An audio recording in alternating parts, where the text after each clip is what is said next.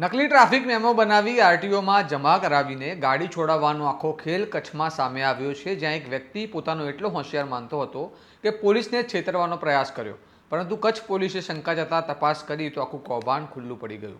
બનાવટીયા એજન્ટો, ખોટા સ્ટેમ્પ અને સરકારી તિજોરીને નુકસાન પહોંચાડતો આખો ખેલ બહાર આવ્યો છે. આવો વિગતે વાત કરીએ સમગ્ર ઘટના વિશે આ અહેવાલમાં. નમસ્કાર, હું ચિરાગ વર્ષાબેન, આપ જોઈ રહ્યા છો સ્વમાન. ગુજરાતમાં ભ્રષ્ટાચાર હવે નાની બાબત રહી નથી અને તેને ચોંકાવનારો દાખલો કચ્છમાં જોવા મળ્યો છે, જ્યાં વાયોર પોલીસ સ્ટેશન વિસ્તારમાં ચાલતી ટ્રાફિક ડ્રાઈવ દરમિયાન એક શંકાસ્પદ સ્કોર્પિયો ગાડી અટકાવવામાં આવી હતી, જે 15 વર્ષનો સગીર ચલાવતો હતો. ગાડી પર નંબર પ્લેટ નહોતી, કાળા કાચ લગાવેલા હતા અને અનેક ટ્રાફિક નિયમોનો ભંગ થયો હતો, જેના કારણે પોલીસે ગાડી જમા લીધી અને કાયદેસરની કાર્યવાહી કરી. પરંતુ કહાની એ પૂરી થતી નથી, કારણ કે ગાડી પકડાયા બાદ સંબંધિત વ્યક્તિએ કાયદાને ચકમો આપવા માટે નકલી ટ્રાફિક મેમો બનાવ્યો, જેમાં દંડની રકમ માત્ર 1500 રૂપિયા દર્શાવી ખોટો પોલીસ સ્ટેશનનો સ્ટેમ્પ લગાવ્યો અને પોલીસ સ્ટેશનનું નામ પણ બદલી નાખ્યું. આ બનાવટી મેમો આરટીઓમાં રજૂ કરી ગાડી છોડાવવાનો પ્રયાસ થયો, પરંતુ જ્યારે આ મેમો લઈને તે વ્યક્તિ પોલીસ સ્ટેશન પહોંચ્યો ત્યારે પોલીસને શંકા ગઈ અને તપાસ કરતા આખો નકલી ખેલ બહાર આવ્યો. આ સમગ્ર મામલે પોલીસે શું કહ્યું સાંભળો. વાયોર પોલીસ સ્ટેશનમાં બે ઈસમો અમીન સિદ્દીક જત અને રાવલ મિશ્રી જત, આ બે ઈસમો વિરુદ્ધમાં આરટીઓના નકલી મેમો બનાવીને પોલીસ સ્ટેશનમાં રજૂ કરવા અંગેના ગુના દાખલ કરવામાં આવેલા છે. આ બનાવમાં વિગત એવી છે કે સુરક્ષા લોકોની સુરક્ષા, પબ્લિકની સુરક્ષા માટે અવારનવાર ટ્રાફિક નિયમન માટે જે ડ્રાઈવ અને એવું બધું આયોજન કરવામાં આવતું હોય છે અને એમાં વાહન ચેકિંગ ખાસ થતું હોય છે.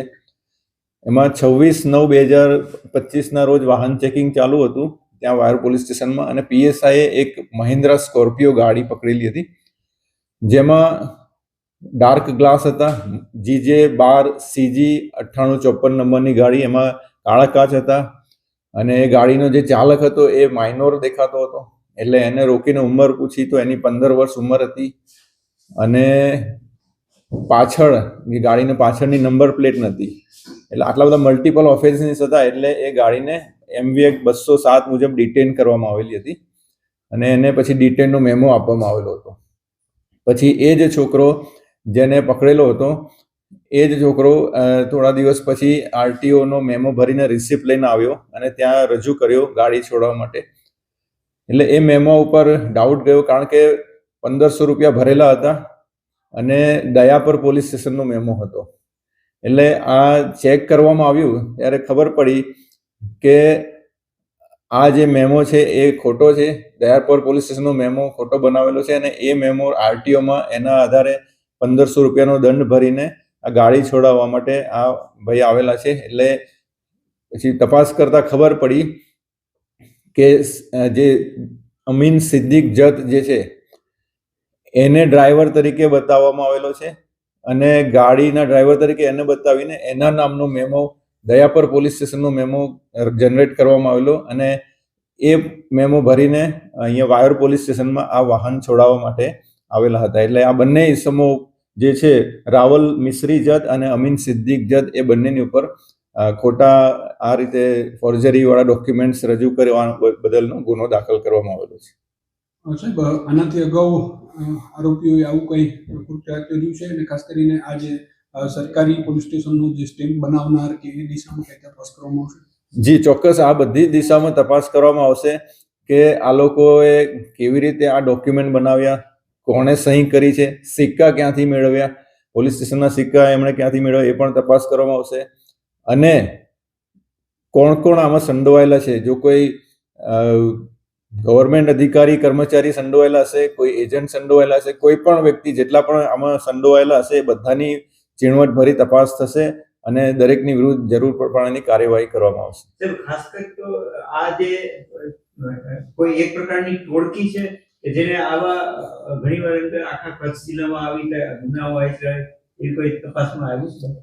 હાલ પૂરતું તો અત્યારે ગુનો દાખલ કરવામાં આવેલો છે. આરોપીને અટક કરીને એમની ઝીણવટભરી પૂછપરછ કરીને આ તમામ પાસાઓમાં ઝીણવટભરી તપાસ કરવામાં આવશે. તમામ પાસાઓને આવરી લઈને એ તપાસ આદરવામાં આવશે. સાહેબ, જાહેર જનતાને શું અપીલ કરશો કે ખાસ કરીને આવા પ્રકારના જે કિસ્સાઓ સામે આવે તો પોલીસ સમક્ષ? ચોક્કસ જે પ્રમાણે આપણે જોયું કે માઇનોરને ગાડી ચલાવવા ના આપવી જોઈએ, પછી જે ડાર્ક ગ્લાસ હતા તો એનો પણ આરટીઓનો નિયમ છે, આગળ પાછળ નંબર પ્લેટ વ્યવસ્થિત હોવી જોઈએ ને એ પણ જે સરકારી ધારાધોરણ પ્રમાણેની છે એ પ્રમાણેની હોવી જોઈએ. એ સિવાય જો આ રીતે કોઈ પણ ટ્રાફિક રિલેટેડ મેમો આપવામાં આવ્યો હોય તો એને પ્રોપર જાતે જઈને પ્રોપર જગ્યાએ જઈને કોઈ પણ એજન્ટની મદદ લીધા વગર જાતે આ દંડ ભરવો જોઈએ.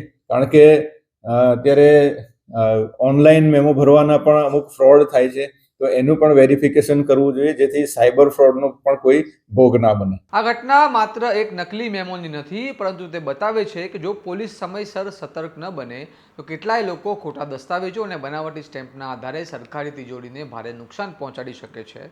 સૌથી મોટો સવાલ એ છે કે આવા ખોટા સ્ટેમ્પ બનાવ્યા ક્યાંથી? શું આ એક વ્યક્તિનો ખેલ છે કે પાછળ આખી ટોળકી કામ કરી રહી છે? અને શું કોઈ અંદરનો માણસ આમાં સામેલ નથી? હવે જોવાનું રહ્યું કે પોલીસ તપાસને ક્યાં સુધી લઈ જાય છે કે પછી મામલો અહીં જ દબાઈ જશે. તમારું શું માનવું છે? આ કૌભાંડ પાછળ આખી સાંકળ હોવાની શક્યતા છે? અમને કમેન્ટ કરીને જરૂર જણાવો.